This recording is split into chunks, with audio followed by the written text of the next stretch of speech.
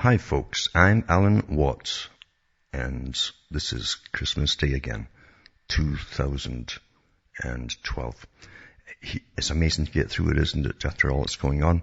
And everyone out there, everyone of course, I'm sure that listens to Cutting Through the Matrix on RBN every week knows what's happening to the whole world basically. We're living through an amazing system, and it certainly is going to have its effects on everybody. It already has actually. And those around you that are not aware of what's actually happening, I'm sure you can see their behavior being changed too, as they're modified basically by all their entertainment and the science now, the science of propaganda via media that's put down their throats. An incredible pace today. That's churning the stuff out, and you might just say that all your media is weaponized, because it's true. And we are seeing the end of an old system, of course, because this is the new world order, and this is the century of change, where the characters, strangely enough, I mean, it fits right in with the Christmas, because for thousands of years, it's this battle that's been going on, you see, to bring in a new system run by the ones who believe that they're destined to rule over it and promote their own system and dominate the world, basically, run it scientifically the way they think it should be run. And I'm sure you know all of this by listening to the talks I've given over the years. But nevertheless, it's been a hard time for a lot of people as they continue to lose work across what used to be the first world countries.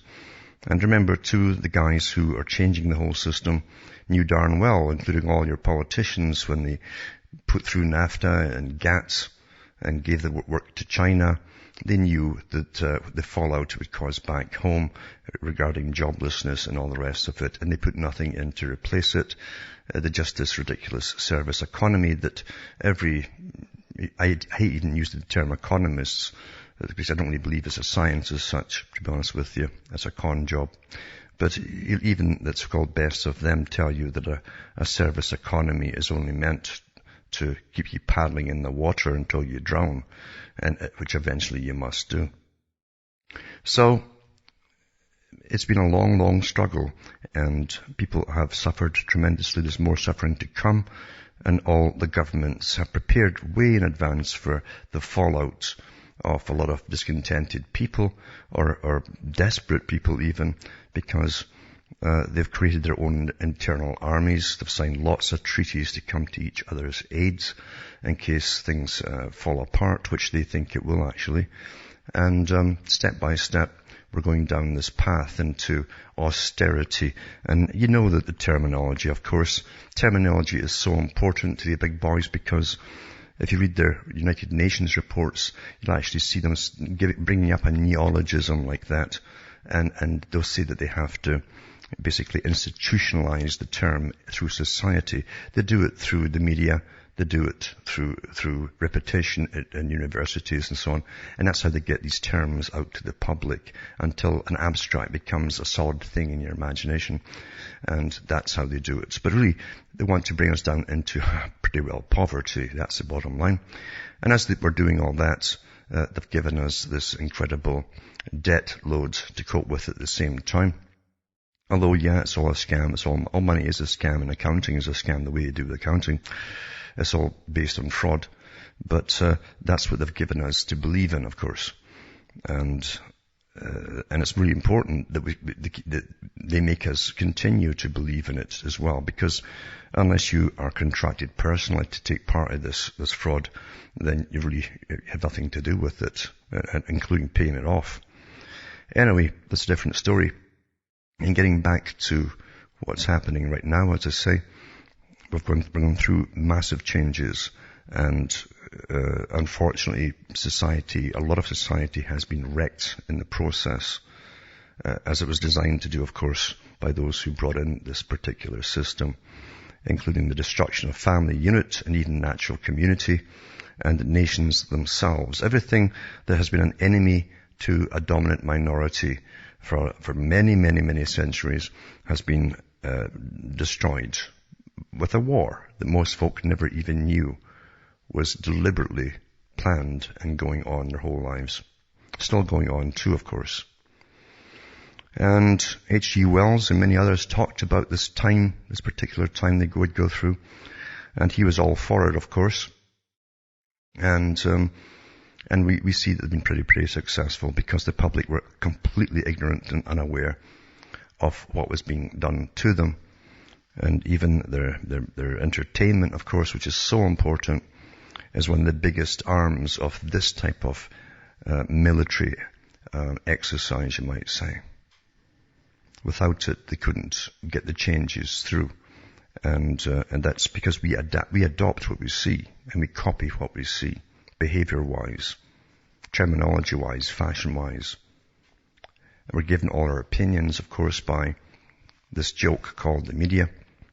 And unfortunately, most folk believe it. They have no idea. They have no reason, you see, to suspect that everything's weaponized and that they're fooled and conned. Back in the 40s, 50s, people were far more astute regarding media.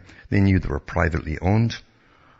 Generations had always known that the press was always used for propaganda purposes, and they were owned by private companies with their own ideologies. They always knew that. And a massive job was done in the public, especially during and after World War II, to try to train the public that somehow the media was not just there. When you're born, it's just there. So they trained you to believe that it was somehow legitimate and honest and had no bones to pick. It was just straightforward. And they did a lot of work to make that happen. A lot of marketing techniques were used to convince the public that somehow the media was now a part of your reasoning. And unfortunately, it's worked for most folk. They really do believe everything they hear coming from that tube. Now, for the year ahead, we're going to see again more changes. Some of these changes we've been told about already, what they're going to plan and bring in. You have massive bureaucracies now, government agencies on every department, and they want into your home, they want into your life, they want into your head. And unfortunately, they've given us the technology to make this happen. They can enable them. So we're really in a bad way. But people still have choices to make in their own lives. And they have choices what to do with their own head. Because if you forget for an instant, with any movie that you watch, for instance, or a drama, whatever, that it's weaponized and it's full of images that are meant to be embedded inside your mind, which they'll do. But it's also designed to give you an opinion through some drama. And if it happened to you in real life, you'd probably act the same way in that case. And that's how so simple, but it works so well. And folk have no idea that this is how their opinions are all given to them. So you have choices on what to do with your life. And for those who are just waking up, don't freak out and don't panic and don't make yourself a nuisance to people you know or you live with, especially your family, because you'll need friends down the road. And you got to understand that not everyone can wake up. They have perfect indoctrination. It takes perfectly with some people. Others it doesn't take so well. And they know this at the top. It's very much like hypnosis and suggestion. Very, very much like that. You find, for instance, about 60% of the general public in all studies for the last 50, 60 years, they found that 60% are very suggestible and they can put them under quickly. They'll believe things very quickly to do with quack cures, things like that. Other ones you have to work on. Another 20% you can bring in with more and more work on them. But there's also about 20% that they simply can't touch. That somehow they've got a barrier to it. They have something that comes back and keeps them from going under this kind of hypnosis or suggestion, and they think for themselves. Now, thinking for yourself is one thing, and you've got to be able to reason for yourselves as well. And I'm sure that's really part of the process of waking up, is the one you call waking up goes. Some people have always been partially awake, just didn't have the data to fill in all the blanks. And some become destructive, self-destructive, because they just know everything's wrong, but they don't know what it is. They haven't got the history to deal with. And when they're on the right path, they can just take off like wildfire and make a good use of their lives from then on. So as I say, for those who are just newly waking up, don't panic, don't freak out, and don't follow all the people that they shove out there for you to follow. There's hundreds of them. And of course, you have to think for yourself through everything. That's the first thing you've got to learn, is think for yourself. And when you're thinking for yourself too, you got to understand the incredible deception in the world. Incredible deception in these days, because it was Bernays that said it, really, that prime ministers and kings were obsolete, basically. Because guys like himself, who were massive marketers at the very top of marketing, they knew human behavior through behaviorism studies, and they knew, and they still do, know how to manipulate people's minds through very simple techniques, really. And ads, don't put ads on television just so you can laugh at them or switch it off. The ads actually work on a lot of people.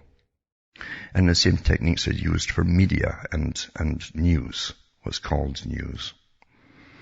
So, as I've mentioned many times before, the mind has no firewall, and you've got to construct your own, basically. Decide what to let in and what not to let in. And sometimes it's good to open it up and clear it out as well, with all the junk being fed down through the years, called truth or reality.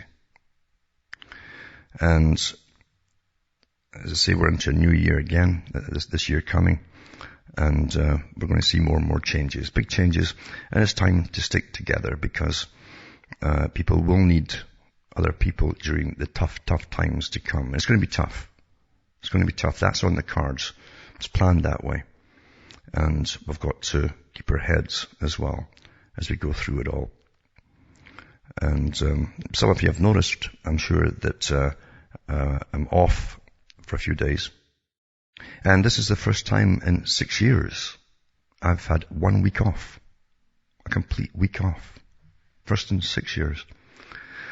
And I'll be putting that to good use and relaxing as well, and thinking about the past year and what's to come. But as I say, remember at Christmas time, you're supposed to,